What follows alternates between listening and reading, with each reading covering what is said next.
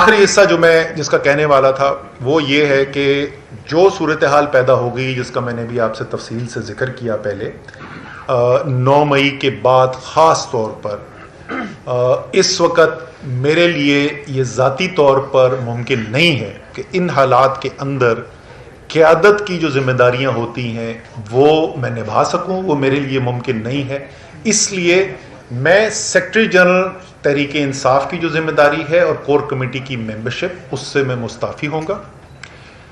جو میرے خیالات ہیں، ایک یہ وجہ بھی ہے کہ میں کھل کر بات کرنا چاہتا ہوں کہ کیا کرنے کی ضرورت ہے. میرے خیال میں اس وقت سب کو ہمیں کھل کر بات کرنی چاہیے، اور ظاہر ہے کہ جب آپ ایک اہم ترین عہدے کے اوپر بیٹھے ہوئے ہیں تو پھر یہ بنتا نہیں ہے کہ آپ اپنی کوئی انفرادی رائے جو ہے وہ الگ سے وہ دیں. تو اس لیے ان عہدوں سے میں مستعفی ہو رہا ہوں. باقی 17 مہینے گزرے ہیں، میں سیکرٹری جنرل کی ذمہ داری میں نے نبھائی ہے، جس میں 13 مہینے سے زیادہ جو ہے وہ شاید تحریک انصاف کا مشکل ترین وقت تھا. اور میں دل سے شکریہ ادا کرنا چاہتا ہوں اور خراج تحسین پیش کرنا چاہتا ہوں تحریک انصاف کے ورکرز کو، لیڈرز کو، ٹکٹ ہولڈرز کو. جس طریقے سے میں نے ان کو محنت کرتے دیکھا ہے، جس دلیری سے، جس حب الوطنی سے میں نے ان کو کام کرتے دیکھا ہے، میں بحیثیت جو میری ذمہ داری تھی سیکرٹری جنرل، میں ان سب کا، جیسے میں نے کہا، میں دل سے شکریہ بھی ادا کرنا چاہتا ہوں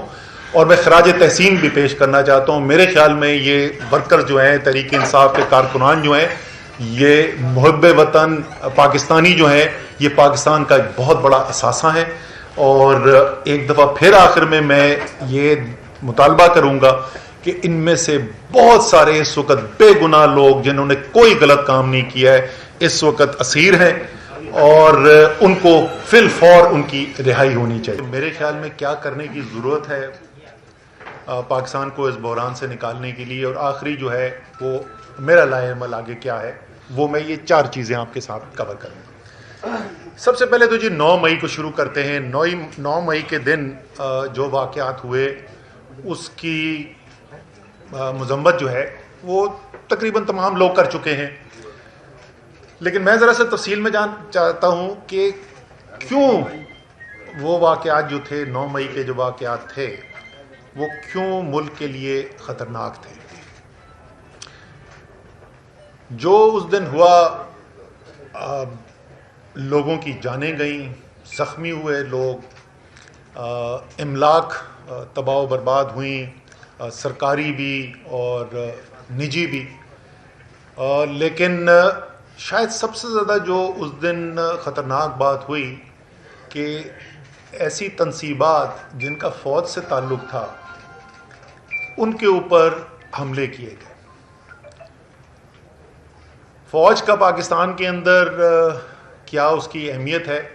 میرے خیال میں اس کا سب سے اچھا تجزیہ عمران خان صاحب نے پیش کیا. اور خان صاحب نے جیسے، اور ایک دفعہ نہیں، ایک سے زیادہ دفعہ وہ کہہ چکے ہیں یہ بات، کہ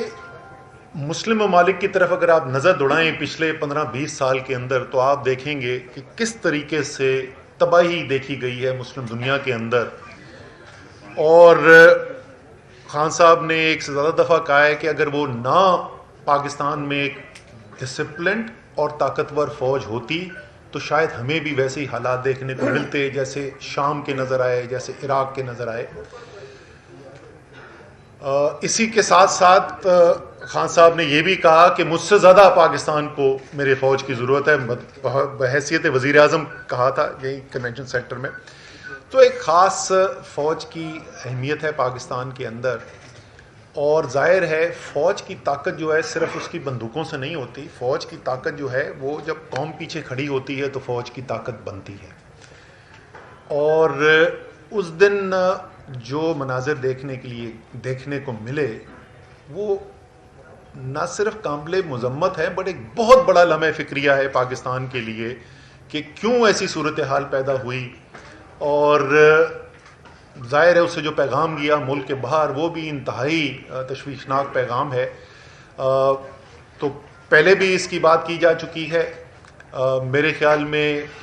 ایک شفاف تحقیقات ہونی چاہیے جس کے اوپر قوم کو اعتماد بھی ہو کہ جو تحقیقات کی جا رہی ہیں واقعی میں جو ذمہ داران ہیں جو ملوث تھے اس کے اندر ان کے اوپر بھرپور طریقے سے ایکشن ہونا چاہیے،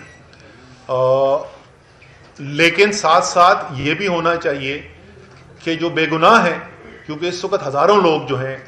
وہ جتنی میرے پاس نالج ہے، میں تو جیسے میں نے کہا میں 15 دن کی قید تنہائی سے آ رہا ہوں، لیکن جو میں نے سنا ہے اس وقت ہزاروں کارکن جو ہے وہ لوگ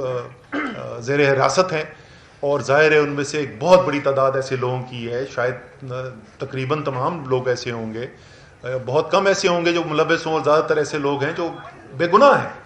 تو ان کو چھوڑنا بھی جو ہے اور جلد سے جلد چھوڑنا جو ہے وہ بہت ضروری ہے۔